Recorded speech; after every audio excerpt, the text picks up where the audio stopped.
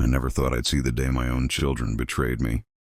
I'm David, and this happened in my home in Denver, Colorado.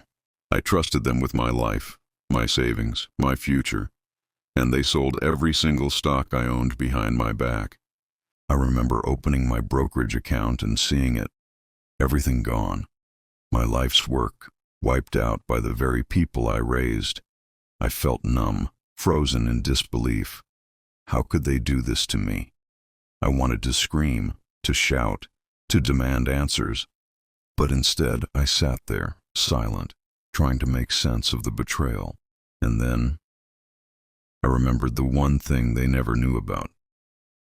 One single hidden share, tucked away in a corner of my portfolio, forgotten in the shuffle of years and small investments. At first it seemed insignificant, a single line among dozens of stocks, but that line, that tiny investment, held the power to change everything. Before I reveal how it all unfolded, make sure you watch closely. This isn't just about money. It's about trust, family, and the moment when betrayal meets justice. I built a life, piece by piece. I was careful, methodical. My children knew my routines, my investments, my expectations. They saw me as a loving father, maybe too soft, too trusting, and they exploited that. I still remember the day it started to unravel. My daughter asked me to show her the portfolio, to understand how I manage things. My son followed up with questions about stock values, dividends, and trades. I thought they were genuinely interested, but it was a trap. Within weeks, the evidence became clear. Trades I didn't authorize, statements missing, sudden withdrawals. My heart sank. Everything I had worked for, gone. I confronted them gently at first, hoping for remorse, but instead I was met with excuses, deflections, and cold calculations. That's when I realized I had two choices: despair or fight back. And the hidden share, my secret leverage, gave me the opening I needed. Stay with me. By the end of this story, you'll see how betrayal can be flipped, how power hidden in plain sight can deliver justice, and how one overlooked piece can make the final laugh yours. The days after I discovered what my kids had done were unbearable. I walked around my own home feeling like a stranger. Every room, every familiar corner now carried the weight of betrayal. I had raised them, fed them, guided them, and in return, they had quietly stripped me of everything I worked for. I went through every account, every statement, trying to piece together the damage. It was worse than I imagined. My portfolio, once carefully balanced and diversified, had been liquidated almost entirely. They thought they'd outsmarted me, but in their arrogance, they overlooked one detail. I started talking to my financial advisor, who had been managing the accounts for years. "David," he said cautiously, "you're missing one small holding. It's not much by itself, but it's still yours. No one's touched it." That was the moment a spark of hope ignited.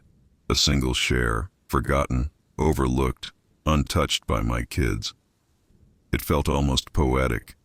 They had taken nearly everything, but they had missed the one thing that could undo them.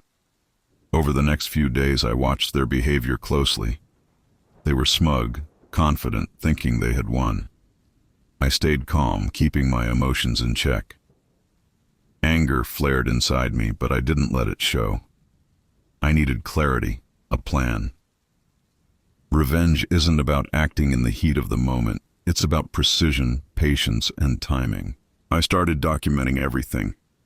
Every trade they made, every withdrawal, every excuse they gave. It was like assembling a puzzle, each piece revealing the depth of their betrayal. And all the while, that hidden share was my secret anchor, my leverage. I remember the night I sat at my desk, staring at the account statements, tracing lines with my finger. My heart was racing, not from fear, but from anticipation. I knew that hidden share wasn't just a number. It was the key to reclaiming everything they thought they stole. I also realized something else. This wasn't just about money. It was about respect, about being seen, about teaching a lesson that would stick. They had taken my trust for granted, thinking I was naive, too soft, too old to fight back. They had no idea I was just gathering my strength, waiting for the right moment. I made a decision that night. I would let them continue believing they were in control, for now. I would watch, I would wait, and then I would strike. That single hidden share was more than a financial asset. It was the seed of my plan, a reminder that even in the face of betrayal, power can hide in plain sight. Stay with me, because the next part isn't just about uncovering what they did. It's about turning that discovery into a force they never saw coming. This is where the true game begins. I couldn't sleep that night. My mind kept running over every detail of what had happened. The trades, the withdrawals, the casual way my kids had liquidated my entire portfolio. I felt betrayed, humiliated, but beneath that, a strange sense of anticipation began to grow. That hidden share wasn't just a piece of paper or a number on a screen. It was a lifeline, my leverage, the one thing that could turn everything around. The next morning I called my financial advisor, Mark, and asked him to walk me through the hidden share again. "It's a small holding in a tech company," he said, almost apologetically. "It's worth a fraction of what your other stocks were, but it's still active and under your name. Nobody else has access to it." I felt a rush of something I hadn't felt in days. Hope. A single overlooked investment was now the key to reclaiming everything. But I knew I couldn't act impulsively. My kids were smart. They had calculated their betrayal carefully. Any misstep, any sudden claim, and I would alert them to the fact that I had discovered the truth. I needed patience, strategy, and absolute discretion. I began tracking their moves meticulously. I watched their social media, their spending patterns, even their conversations at family gatherings. It was as if I had become a silent observer in my own home. Every boast about their clever financial moves, every casual mention of my absence from important decisions, I noted it all. I also started quietly researching the company behind the hidden share. It was small but growing. The potential wasn't massive yet, but it had the capacity to influence other investments I still held indirectly. In other words, it wasn't just a symbolic victory. It could give me real power. And I realized that if I played this correctly, I could leverage it to reclaim not just the money they thought they had stolen, but the respect and control they assumed they had taken from me. I decided to test the waters. I casually mentioned an upcoming financial review to my kids, keeping my tone calm, almost indifferent. I watched their reactions closely. There was a flicker of unease, a hesitation that hadn't been there before. They assumed I was beaten, that I had accepted the loss, but something in their expressions told me they weren't entirely confident. I smiled inwardly. The seed of doubt had been planted. Over the next few days, I prepared quietly.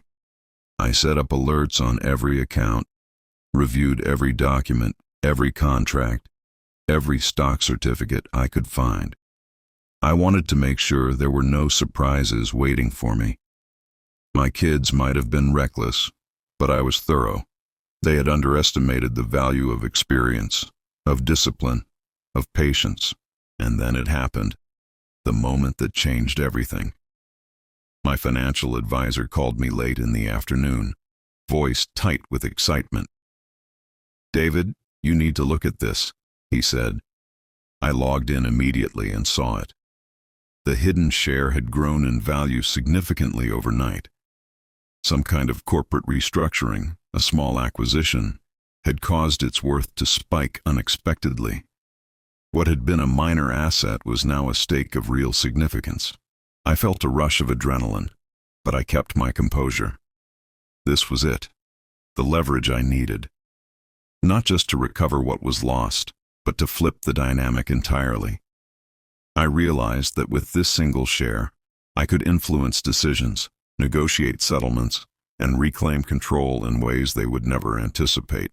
That night, I called a meeting at my house under the pretense of discussing family finances. My kids showed up confident, smug even, believing they had outsmarted me completely. I let them talk, letting them reveal everything they had done, the trades, the withdrawals, even some of the excuses they had used to cover their tracks. I remained calm, nodding occasionally, making mental notes of every detail. Then I revealed it, slowly, deliberately, like a magician drawing attention to a single card. "I've been reviewing my accounts," I began. Their smiles faltered, and I noticed something interesting, a single stock, one share that none of you touched. Their eyes widened, and I could see panic beginning to set in. "What do you mean?" my son asked, voice tight. I leaned back, letting the tension build. "It's not just any stock. It's grown in value, substantially, and it gives me certain rights. Rights that can influence other investments, even those you sold. I still hold the control." For a moment, the room was silent. Then came the questions, the protests, the disbelief. I stayed calm, letting each word they spoke reinforce the magnitude of what they had done, and what they had underestimated. They had assumed I was powerless, but in their arrogance, they had overlooked the one thing that mattered most. By the end of the evening, I had outlined a plan. They would need to cooperate with me to restore their own positions, and in doing so, they would have to acknowledge their mistakes. The hidden share wasn't just a stock, it was my anchor, my bargaining chip, my instrument of justice. As I watched them leave that night, I felt a sense of satisfaction I hadn't felt in weeks. The betrayal had been deep, painful, and personal, but it had also been an opportunity. And now, with patience, strategy, and one hidden share, I had turned the situation completely in my favor. This was just the beginning.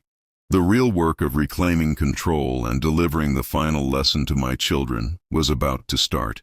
And I knew that when it was over, the laughter at my own expense would be replaced entirely by my own. The final laugh, the one they would never forget. The morning after revealing the hidden share, I woke with a sense of clarity I hadn't felt in weeks. The shock on my kids' faces the night before had been satisfying, but the real work was just beginning. I couldn't rely on emotion alone. I needed precision, patience, and control. I started by setting up a series of meetings with my financial advisor, carefully planning each step. Every trade, every decision, every conversation was deliberate. I wasn't just reclaiming money. I was reclaiming respect, authority, and the lesson my children had refused to learn. They still believed they had the upper hand. My daughter walked into the kitchen that morning, sipping coffee, pretending casual confidence. "Dad," she said, "I still don't understand why that one share matters." I smiled faintly, letting the silence speak louder than words.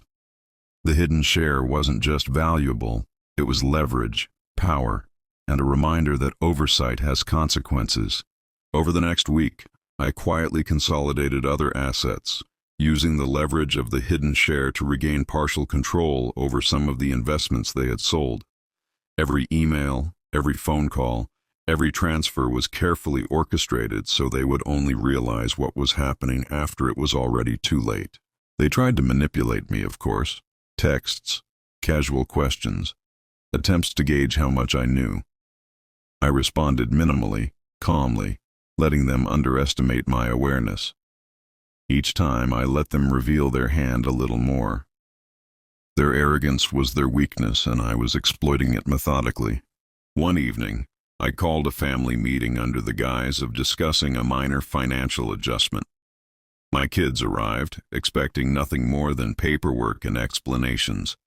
But this time, I had evidence, screenshots, transaction histories, and notes from my advisor. I laid everything out carefully, piece by piece, showing them the errors they made and the oversight they had ignored. When I finally mentioned the hidden share, their reactions were priceless. My son's jaw tightened, my daughter's eyes widened, and for the first time, I saw real fear. It wasn't anger, or stubbornness, or deflection. It was realization. They understood they had underestimated me, and now the balance of power had shifted. The hidden share allowed me to influence decisions on other investments subtly. I didn't need to make any sudden moves. Each step they took, thinking they were advancing their position, only played into the plan I had meticulously crafted. It was a slow, deliberate game, and I was in complete control.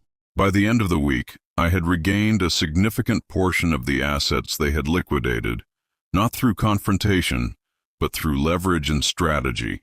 They began to realize that every attempt to manipulate or challenge me was met with calm, calculated resistance. They couldn't predict my moves because I had taken the time to plan carefully, ensuring I stayed 2 steps ahead. I also began teaching them a lesson in humility and respect. I scheduled one-on-one conversations with each child, not as a lecture, but as a demonstration of consequences. "You assumed I wouldn't notice," I said to my son. "You assumed I'd be powerless. But power isn't always loud. Sometimes it's quiet, deliberate, and unavoidable." My daughter, visibly shaken, finally asked, "Dad, what now? What do you want from us?" I took a deep breath. "I don't want revenge for its own sake. I want you to understand what happens when trust is broken. You need to recognize that your actions have consequences, not just financially, but emotionally. That's the real cost of betrayal." The shift in the household was subtle but profound. Their arrogance was replaced with cautious respect, their confidence replaced with an awareness that their father was not to be underestimated, and through it all, the hidden share remained my anchor, the tool that had allowed me to orchestrate this transformation without losing composure or control. By the time a month had passed, the financial situation had stabilized. I had regained control of most of the portfolio, reinforced by the hidden share's unexpected growth. The kids were cooperative now, offering explanations and admitting mistakes in a way they never would have voluntarily before. I knew the final step was approaching, the confrontation that would cement the lesson, the moment where the tables would be turned completely. But for now, I let the subtle victories sink in. Each regained asset, each small acknowledgement of error, each hesitant question from my kids reinforced the power dynamic that had been inverted. I realized that patience, strategy, and a single overlooked piece of leverage could achieve what confrontation alone never could. They had assumed that betrayal would go unnoticed, that carelessness or oversight would grant them victory. But power hidden in plain sight, when wielded deliberately, can change everything. And as I sat back that evening reviewing the progress, I felt a sense of calm triumph. The betrayal had been deep, but it had also been an opportunity, one I had seized with precision, intelligence, and patience. The hidden share wasn't just an asset.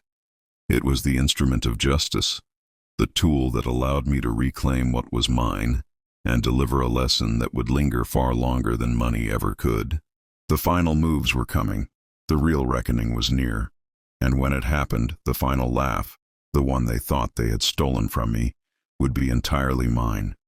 The day of the final reckoning arrived quietly. My kids were still cautious around me, their confidence chipped but not entirely gone. They didn't realize that the hidden share, my secret leverage, had already shifted the balance completely. I had regained control of the majority of the assets they thought were theirs, and now it was time for the final lesson, the closure that would leave no doubt about who held the power. I gathered them in the living room, the same space where so many casual family conversations had once felt safe. Now it was charged with tension, a silent battlefield where every word carried weight.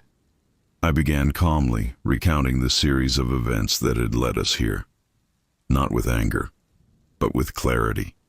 Every trade they had made, every withdrawal, every attempt to manipulate me.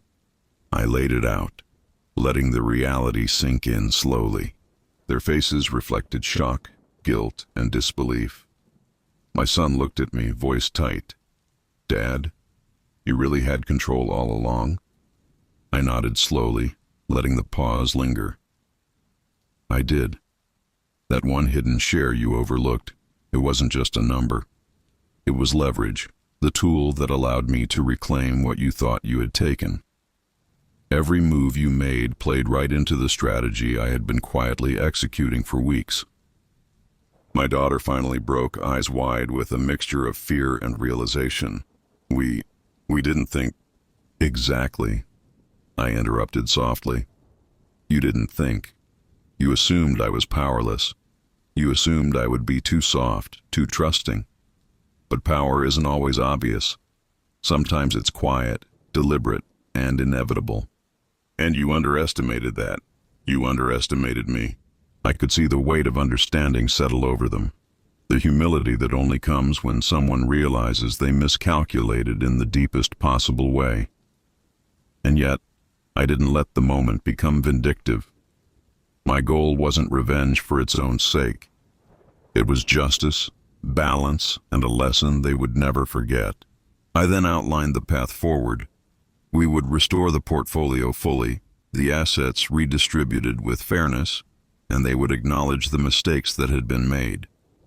I insisted on transparency moving forward, ensuring they understood the consequences of any future attempts at deception. My voice was firm but calm. Trust is not just given. It's earned, maintained, and respected. Your actions taught you exactly what happens when it's violated. Over the next few hours, we worked together, guided by the strategy that the hidden share had enabled. I exercised control where necessary, allowing them to take small steps of initiative while ensuring that every major decision reinforced the lessons I had set in motion. It was delicate, precise, and ultimately empowering for all of us. By the end of the day, the transformation was complete. My kids had been humbled, my portfolio restored, and the hidden share, the one overlooked piece of leverage, had delivered its ultimate purpose. I felt a profound sense of closure. The betrayal had been deep, the pain real, but the resolution was just, strategic, and controlled. As I watched them leave the room, there was a shift I had waited for. Their posture, their expressions, their tone, all reflected a new awareness.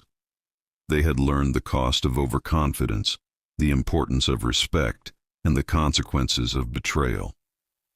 And I had done it without raising my voice, without losing my composure, using patience, strategy, and the quiet power of that hidden share. I sat back in my chair, letting the calm wash over me. The laughter they once thought they had stolen from me had returned, quiet but complete. It was a satisfaction deeper than anger, richer than revenge. The final laugh belonged entirely to me, and it was sweeter because it was earned, deliberate and precise. For anyone watching this, let this story serve as a reminder. Betrayal can cut deep, even when it comes from the people you love most. But overlooked opportunities, hidden leverage, and careful planning can turn even the worst situations around. Power often hides in plain sight, and patience can transform a moment of devastation into one of triumph. If this story resonated with you, make sure to subscribe to Revenge Reels for more tales of family betrayal, cunning strategies, and the moments where justice finally catches up. Every story reveals the human emotions behind the headlines, the secrets, the twists, and the lessons you won't find anywhere else. And if you think this was intense, wait until you hear about the story of a brother who tried to sell his siblings' inheritance, only to discover a hidden clause that changed everything. That one, the tables were flipped in a way no one saw coming. You won't want to miss it.